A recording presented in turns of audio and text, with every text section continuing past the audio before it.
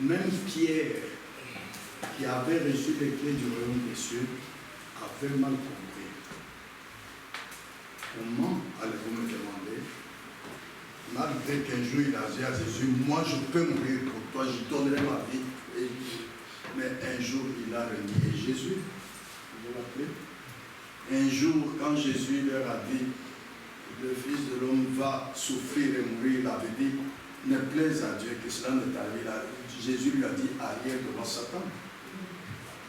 Mais, après ce que nous allons dire, quand le Saint-Esprit est entré en Pierre, maintenant, nous ne voyons plus Pierre comprendre même, parce qu'il est conduit par le Saint-Esprit. Nous lisons Acte 2. Regardez comment, pour que la parole se manifeste, voilà, regardez par où les disciples sont passés. Acte 2, versets 1 à 4. Le jour de la Pentecôte, ils étaient tous ensemble dans le même lieu. Tout à coup, il vint du ciel un bruit comme celui d'un vent impétueux, et il remplit toute la maison où ils étaient assis. Des langues semblables à des langues de feu leur apparurent. Maintenant, c'est manifesté. D'abord, c'était en toi, mais maintenant, tout le monde le voit. C'est à l'extérieur. Leur apparurent, séparés les unes des autres et se posèrent sur chacun d'eux. Et ils furent tous remplis du Saint-Esprit et se mirent à parler en d'autres langues selon que l'Esprit leur donnait de s'exprimer. Pas selon qu'ils voulaient, selon que l'Esprit leur donnait de s'exprimer. Voilà, quand tu as le baptême du Saint-Esprit, ce n'est pas toi qui vas vouloir parler en langue, ce n'est pas toi qui vas vouloir manifester un miracle, manifester la puissance du Saint-Esprit, prier un boiteux marche. Non, ce n'est pas toi, c'est le Saint-Esprit en toi qui va te donner ça. Amen. Amen. Ah. Nous voyons également dans 1 Corinthiens 12, versets 4 à 11. Regardez comment la parole qui a été plantée en nous sera rendue manifeste. 1 Corinthiens 12, 4 à 11. Il y a diversité de dons, mais le même esprit. Diversité de ministères, mais le même Seigneur. Diversité d'opérations, mais le même Dieu qui opère tout en tous. Or, à chacun, écoutez bien, frères et sœurs, s'il vous plaît.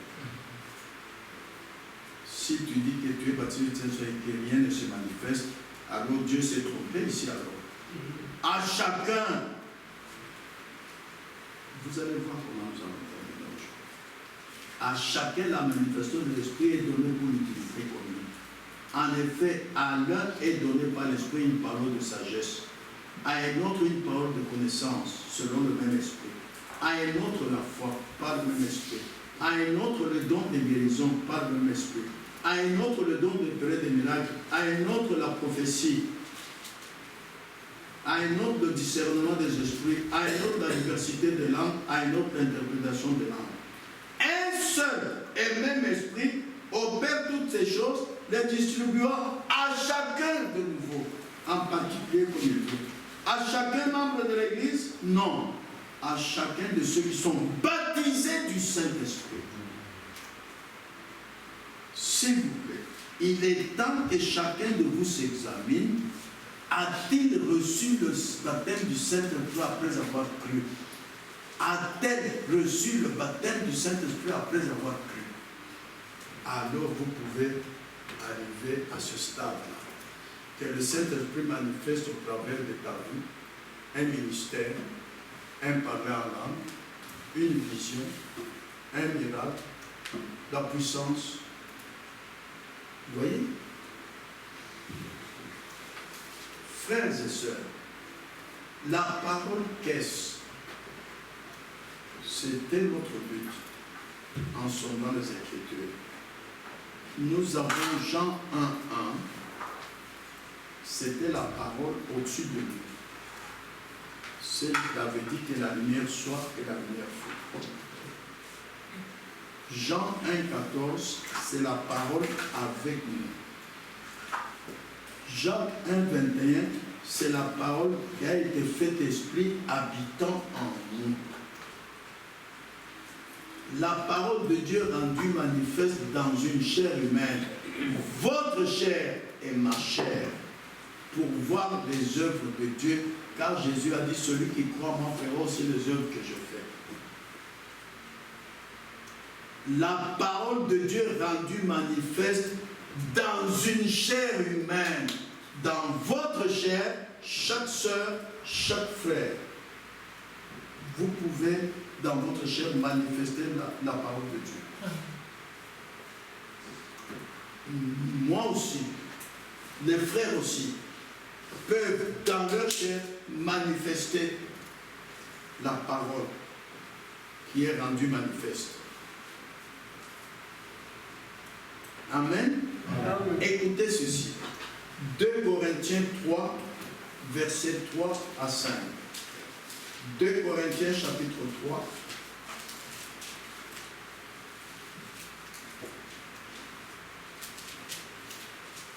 Vous êtes manifestement une lettre de Christ, écrite par notre ministère, non avec de langue, mais avec l'Esprit du Dieu vivant.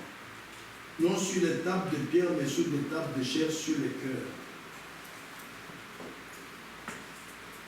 Cette assurance-là, nous l'avons par Christ auprès de Dieu. Ce n'est pas à dire que nous soyons par nous-mêmes capables de concevoir quelque chose comme venant de nous-mêmes. Non. Notre capacité, au contraire, vient de Dieu. Il nous a aussi rendus capables d'être ministres d'une nouvelle alliance, non de la lettre, mais de l'esprit. Car la lettre tue, mais l'esprit vivifie. Frères et sœurs, si vous dites que Christ est en vous, que vous êtes baptisé du Saint-Esprit, vous devez être une lettre de Christ. Vous n'avez pas à dire aux gens même au travail que attention, je suis chrétienne. Non, non, non, non, non. En Dieu, ce sont les gens qui ont dit ah, vous aussi, vous êtes les disciples de Jésus-Christ. Amen. Ne parlez pas. Ce que vous êtes déjà manifesté à l'extérieur. Amen. Amen. Quand un soldat passe ici, rien que son habillement, il n'a pas dit attention, je suis soldat. Non, non, non, non, non, non, non. Rien que son habillement manifeste qu'il est soldat. Vous aussi, nous sommes à un moment où votre vie doit extérieurement manifester que vous êtes chrétien, que vous êtes chrétienne. Si ce n'est pas le cas, alors vous avez mal compris. C'est le temps maintenant de revenir vers Dieu pour comprendre qu'est-ce qui se passe. Parce qu'il y a un corps, le corps de Christ, et il y a plusieurs membres. Chaque membre a sa fonction. Quand vous aimez Dieu, quand vous êtes venu ici, Dieu a dit en Joël 2, 28, je répandrai de mon esprit sur toute chair, sur mes serviteurs et sur mes servantes. Ah, sœur, vous pouvez aussi servir le Seigneur, si vous le voulez. Mais il y a plusieurs fonctions, laquelle se manifeste dans votre vie. Vous savez, où est Camille? Un jour, vous savez, vous voyez que souvent, Camille vient chanter, c'est la plus jeune sœur que nous avons ici. Souvent, elle veut chanter ici avec ses frères, avec d'autres frères et sœurs. Un jour, les frères et sœurs sont venus chanter, elle n'est pas venue. Alors, quand je l'ai vu, je lui ai dit, Camille, mais aujourd'hui, tu n'as pas servi Dieu, je ne t'ai pas venu chanter. Elle dit, si, j'ai joué le maracas. Ah, ça m'a étonné. Ça m'a étonné comment il peut comprendre que dans l'église, il n'y a pas que chanter pour Dieu. Je peux même balayer l'église, j'ai servi Dieu. Je peux même jouer le maracas, j'ai servi Dieu. Amen. Amen. Mais quand toi, ma soeur, toi, mon frère, tu viens ici des années, tu regardes ceux qui se tiennent ici, serviteurs de Dieu, il y a quelque chose qui ne va pas, tu as mal compris. Toi aussi, tu dois servir Dieu. Amen. Toi aussi mon frère, tu dois servir Dieu. Mais en quoi est-ce que tu le sers? Voilà le problème. En quoi est-ce que tu le sers? Avez-vous déjà demandé à un prédicateur, quand toi tu as tué le message, qui t'a dit d'aller à la chair? Tu étais dans les bancs comme tout le monde. Ah, voilà la question qui peut vous orienter. Comment toi aussi ma soeur, comment toi aussi mon frère, tu peux servir Dieu? Parce que quand tu ne sers pas Dieu, la parole plantée en vous ne se manifeste pas. Tu as mal compris. Amen. Tu entres dans la catégorie de ceux qui ont mal compris. Je vais vous donner un exemple. Quelqu'un a une voiture. Il n'est jamais allé en France. Il n'y a pas de GPS dans sa voiture. Il te dit, comment est-ce que je peux arriver en France? Il dit, bon, écoute, tu prends l'autoroute telle, tu roules à peu près 20 km, tu prendras une sortie à droite, tu roules, après environ 10 km, tu verras un rond-point, tu prends la deuxième sortie à droite, tu continues, après environ 50 km, et puis vous allez entrer en France. La personne part, elle roule, et ça demande aux gens, c'est la France ici, dit non, c'est la Belgique. Qu'est-ce qui se passe? La personne a écouté ce que vous lui avez dit, mais a mal compris. Résultat, il n'arrivera pas au but. Il n'arrivera pas à destination. Voilà ce qui arrive à beaucoup de membres d'église. Ils écoutent les prédications, oui. Ils lisent la Bible, oui. Ils lisent le brochure, oui. Mais ils ont mal compris parce qu'ils n'arrivent pas au but. La parole plantée dans leur cœur ne se manifeste pas. Amen. Amen. Ah, frères et sœurs, cela montre que vous avez entendu la parole, mais vous avez mal compris. Maintenant, qu'est-ce que les chrétiens devraient faire? Ceux qui réellement sont baptisés du Saint-Esprit, ils ont manqué de faire une chose que nous, que vous voyez ici à la chair, nous avons fait. Il n'y a aucun frère qui ne l'a dit, aucune sœur qui ne l'a dit. Moi-même, quand ton père est riche, il ne va pas acheter un vélo à chacun des enfants, non. Il sort du toit, papa, achète-moi un vélo, papa, achète-moi. Il va t'acheter un vélo. Voilà ce que les chrétiens font. Écoutez ce que je lis pour vous ici, dans Abandonnant tout, paragraphe 43.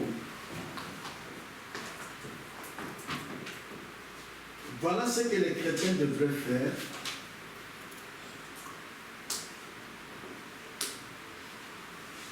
Quand vous devenez un chrétien, vous êtes héritier de toutes les promesses de la Bible.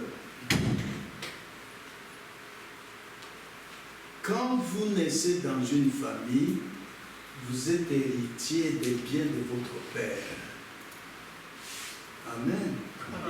Si votre père mourait, il ne reste pas de testament, vous allez au tribunal à la commune dire, voilà, je suis fils ou fille de tel monsieur, il a un immeuble là-bas, c'est pour moi. Ce n'est pas lui qui va se lever de la tombe pour dire, donnez l'immeuble à mon fils. Non, c'est vous. Voilà ce que les chrétiens ne font pas.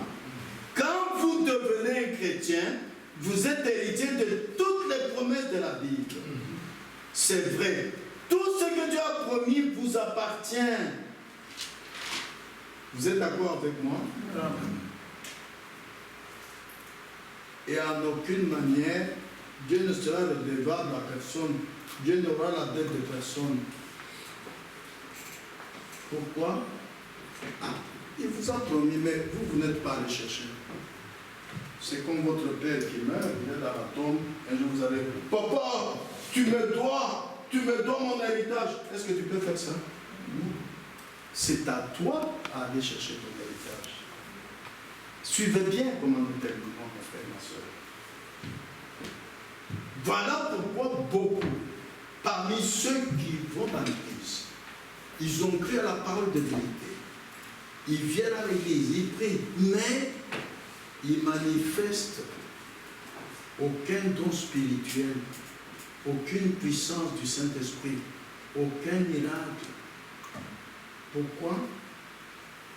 Parce qu'ils n'ont pas regardé aux promesses que Dieu a faites. C'est pour toi, mais tu n'as pas réclamé ça. Ah. Jésus a dit, si vous ne croyez pas quand je vous parle des choses terrestres, comment croirez-vous quand je vous parle des choses célestes? Comparez l'héritage terrestre à l'héritage céleste ici. Toutes les promesses que Dieu a faites, c'est pour toi, mon frère. C'est pour toi, ma soeur.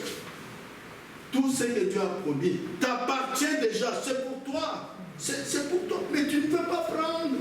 Ah, tu ne peux pas prendre. C'est juste comme une très grande galerie. Et par un seul esprit, nous avons tous été baptisés dans cette galerie qui est Christ. Si une personne me donne quelque chose, je vais examiner la chose pour découvrir ce que je possède. Ton père est très riche. Il a beaucoup. Il a des voitures, il a des camions, il a des maisons, il a des vélos. Mais toi, tu ne vas pas prendre tout ça. Tu vas te prendre ce que ton cœur te pousse à prendre, ce que tu aimes. Tu dis, non, moi, c'est ce bâtiment-là. On dit, non, moi, c'est la voiture ici. On dit, non, moi, c'est le camion. Voilà ce qui arrive aux héritiers. Dieu a promis beaucoup de choses, mais laquelle te plaît? Tu dois découvrir ce que toi, tu désires posséder, ce que toi, tu possèdes. Je pense que c'est ce que devraient faire les chrétiens aujourd'hui, découvrir ce que vous possédez. Si quelque chose est un peu en haut, au point que je ne sais pas l'atteindre, je vais chercher une échelle pour monter le prendre, parce que c'est dans moi. Si dans la Bible quelque chose que Dieu a promis semble quelque peu hors de ma portée, je resterai à genoux jusqu'à ce que je reçoive la chose. Maintenant, pour cela, je veux vous lire le prophète Élisée au paragraphe 30.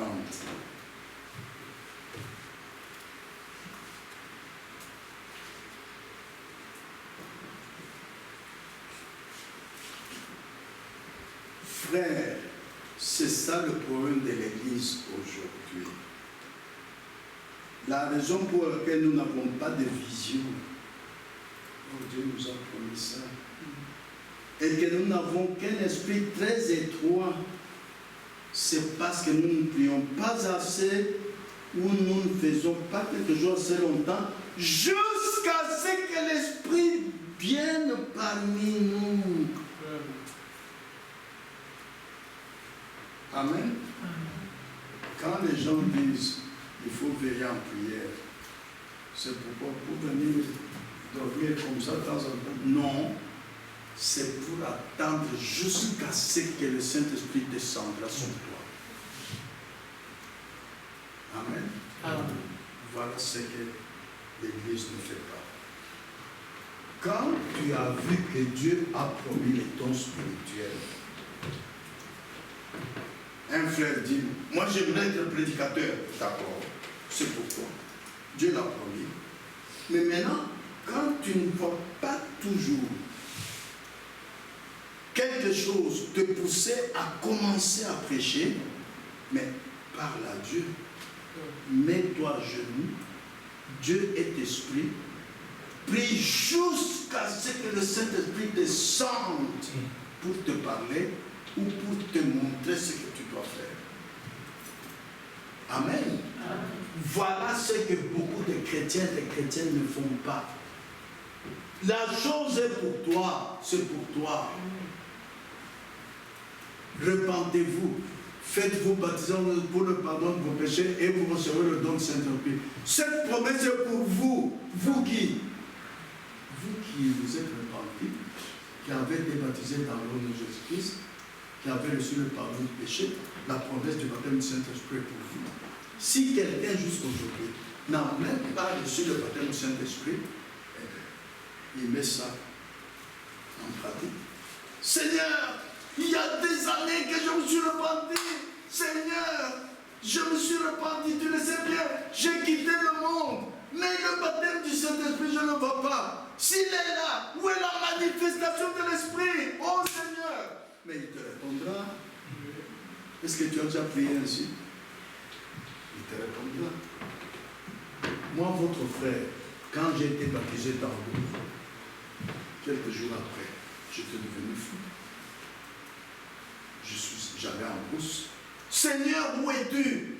Je me suis repenti, j'ai quitté le monde. Maintenant, dans le baptême du Saint-Esprit, qu'est-ce que tu me donnes comme mission? Qu'est-ce que tu me donnes comme travail? Je veux te servir. Montre-moi. D'abord, donne-moi le baptême. Un jour, je reviens, une paix terrible dans mon cœur. Je dis, ah, il est là le Saint-Esprit. Il est là. Frères et sœurs, ce que Dieu a promis, c'est un héritage à toi. C'est un héritage à toi, mon frère, à toi, ma soeur. Alors découvre dans cet héritage, notre Dieu n'est pas pauvre, il est riche. Qu'est-ce que toi, tu es poussé à prendre? Alors dis-le à Dieu, Seigneur, moi, j'aime prendre ça, ce don spirituel, la puissance du Saint-Esprit, le miracle. Dis-le lui, parce que la Bible dit, tu peux lire mon frère Jean-Marie, 1 Corinthiens 12, 31. Ce que j'ai dit est dans la Bible. Si vous ne le faites pas, qui viendra le faire à votre place? Que dit 1 Corinthiens 12, 31? Aspirez au don le meilleur, et je vais encore vous montrer une voie à l'excellence. Aspirer, c'est quoi? C'est porter son désir vers quelque chose. Prétendre à quelque chose. Quand vous, enfant, vous allez à l'école, est-ce que votre père vous a dit, toi, quand tu auras fini, tu dois être médecin? Non, c'est toi-même qui as dit, papa, moi je désire devenir médecin. L'autre dit, moi ingénieur. Mais dans le corps de Christ, c'est la même chose. Regarde dans ce que Dieu a promis. Qu'est-ce que toi tu aspires? Tu es attiré par quoi? Et dis-le lui. C'est ton père, il est riche. Il a promis et Dieu ne ment point. Amen. Amen. Ah, frères et sœurs, tu peux découvrir ce que tu as ou tu peux porter ton désir vers la chose. Et la Bible dit qu'il te donne ce que ton cœur désire. Voilà. Mais tu ne désires rien. Les opérations de l'Esprit sont là. La puissance du Saint-Esprit est là. Les dons spirituels sont là. Il y a la sagesse. Il y a ceci, mais tu ne désires rien. Mais comment fais-tu qu'il te donne? Par contre, si tu trouves ce que tu découvres, ce que tu possèdes, alors nous terminons. Écoute ce que tu dois faire, ce que tu es censé faire, on ne t'oblige pas, dans abandonnant tout, paragraphe 43.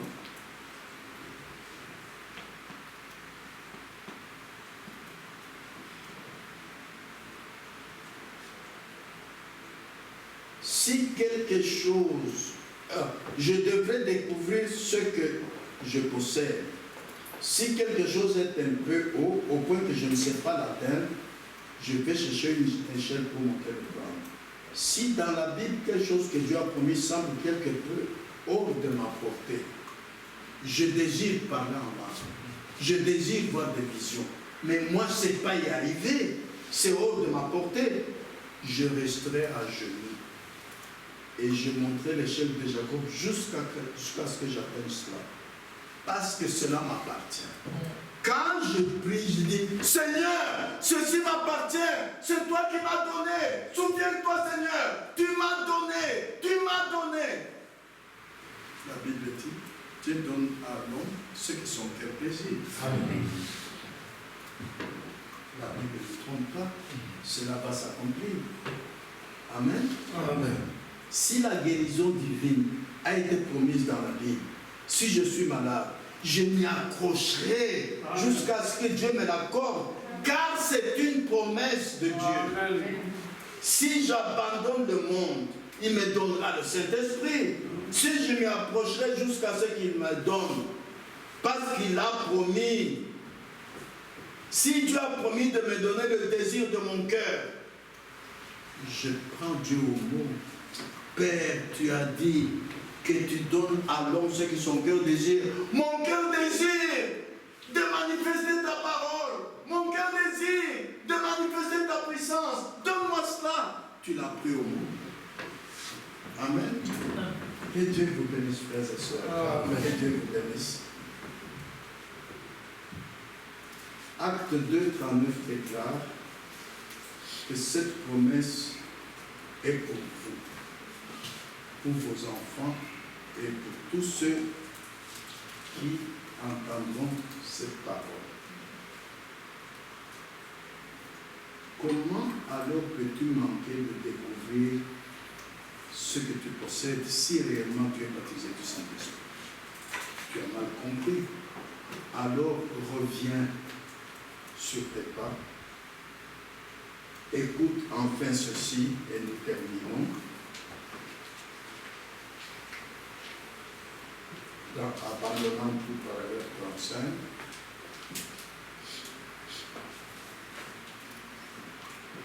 Vous devez avoir honte.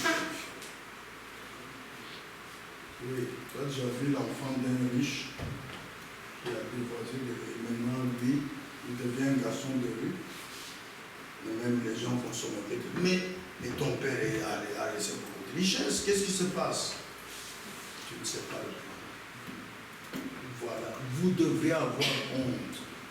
Il n'est pas étonnant que nous ne puissions pas avoir de réveil à l'échelle mondiale. Tu ne sais pas c'est quoi? Regardez.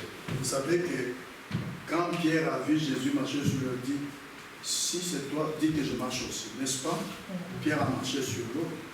Si toi, tous les jours, tu disais ça à Jésus en le prenant en main, Pierre a marché sur l'eau.